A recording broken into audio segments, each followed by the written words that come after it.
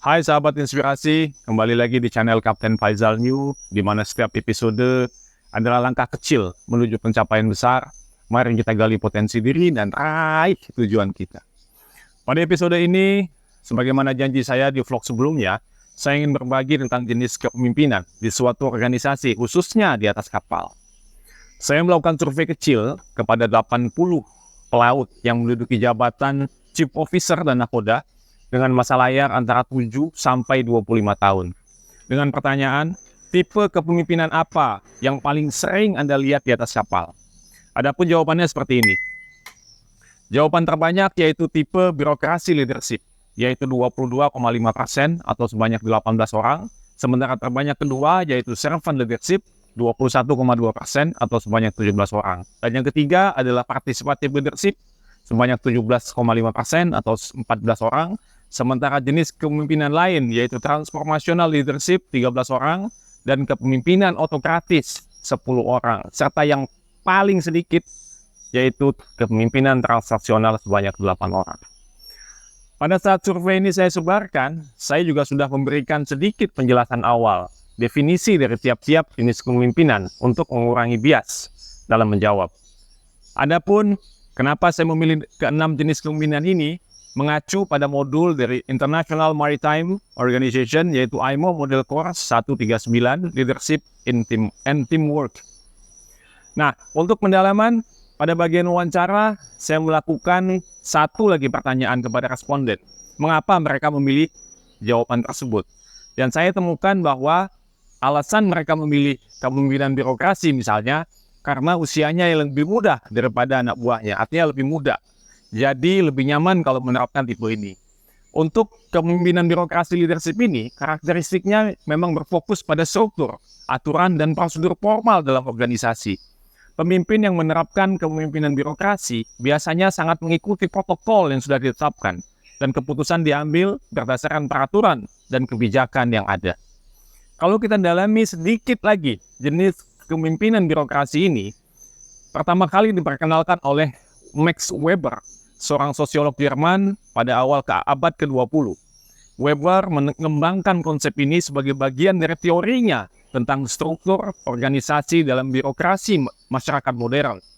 Jadi, teori kepemimpinan birokrasi Weber adalah hasil pengamatannya terhadap perubahan sosial yang dipicu oleh revolusi industri, perkembangan kapitalisme, dan kebutuhan masyarakat modern akan sistem yang rasional dan terstruktur.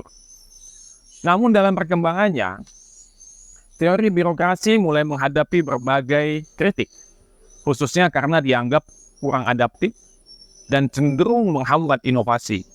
Salah satunya dari sebuah artikel yang ditulis oleh Rigby Sutherland dan Takeuchi tahun 2016 yang terbit di Harvard Business Review, berjudul Embracing Agile: How to Master the Process That Transforming Management.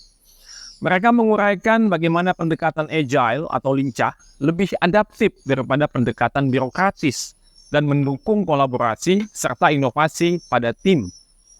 Kemudian kita bahas sedikit mengenai pilihan terbanyak kedua, yaitu servant leadership.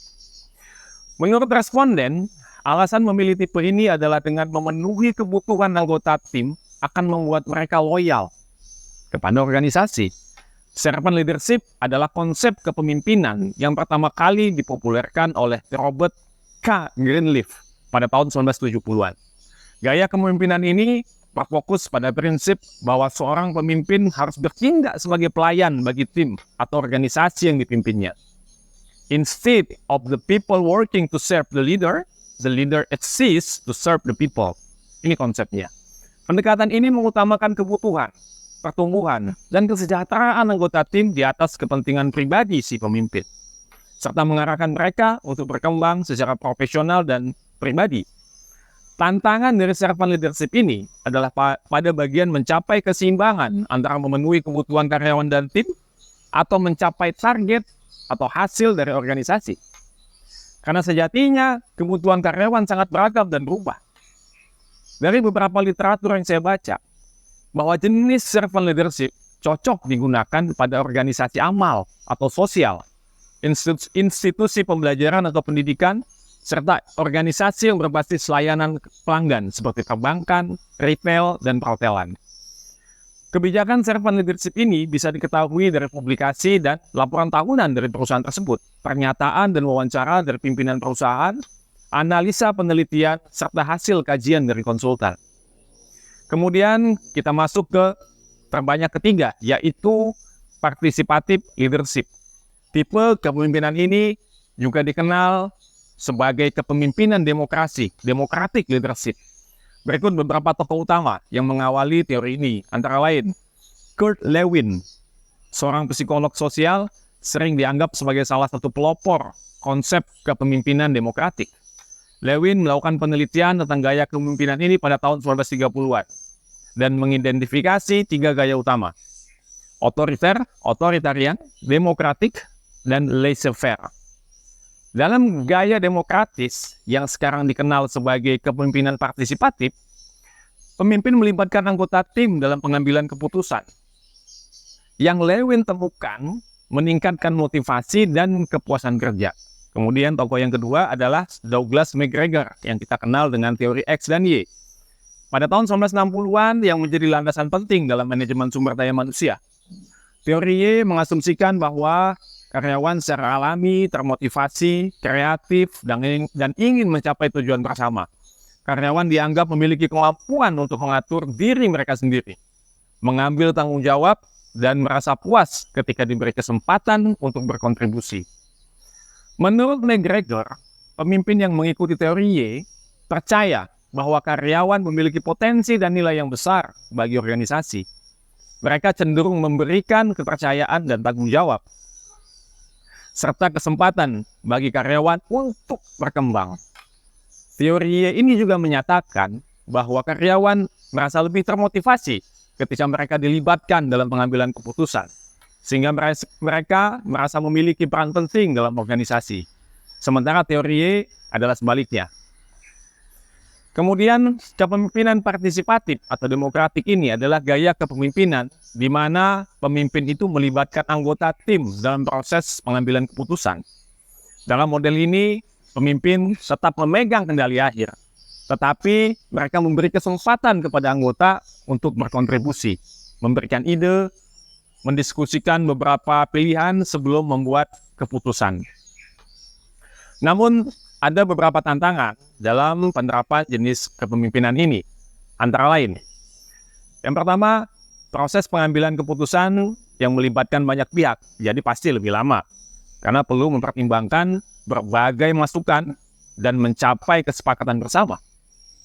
Kemudian yang kedua, kurang efektif dalam situasi yang membutuhkan keputusan cepat, di mana tidak ada waktu untuk melibatkan anggota tim dalam diskusi. Kemudian yang ketiga, risiko terjadinya ketidaksepakatan. Jika banyak ide atau pendapat yang berbeda, bisa muncul ketidaksepakatan yang berujung pada proses pengambilan keputusan yang lama atau bahkan deadlock.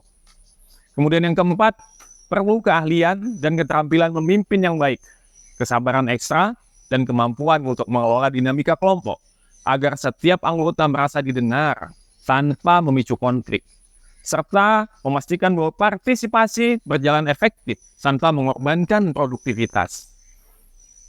Dari 3 pilihan mayoritas responden tersebut, saya punya pandangan sendiri yang mengacu pada hasil penelitian yang ditulis oleh Giulio B. Valdevarona dan Adonis F. Kerbito berjudul From Ship to Classroom, Embedding Leadership Style of Maritime Instructor in the Academic Classroom. Salah satu temuannya yaitu transactional leadership style was rated highly. Jadi transactional leadership itu dipilih yang paling banyak, diikuti jenis kepemimpinan transformasional, dan terakhir adalah authentic leadership. Namun nih, ada penekanan yaitu pada perbaikan komunikasi. Artinya, jenis kepemimpinan apapun bisa jadi baik dan cocok diterapkan di atas kapal dengan catatan segala sesuatu disampaikan, dikomunikasikan dengan baik. Artinya, dimengerti sepenuhnya oleh kru kapal. Itu yang dapat saya sampaikan. Terima kasih sudah menonton. Jangan lupa like, komen, dan subscribe supaya tidak ketinggalan konten baru dari channel ini. Sampai ketemu di episode-episode selanjutnya. Tetap semangat, jaga kesehatan, dan salam inspirasi.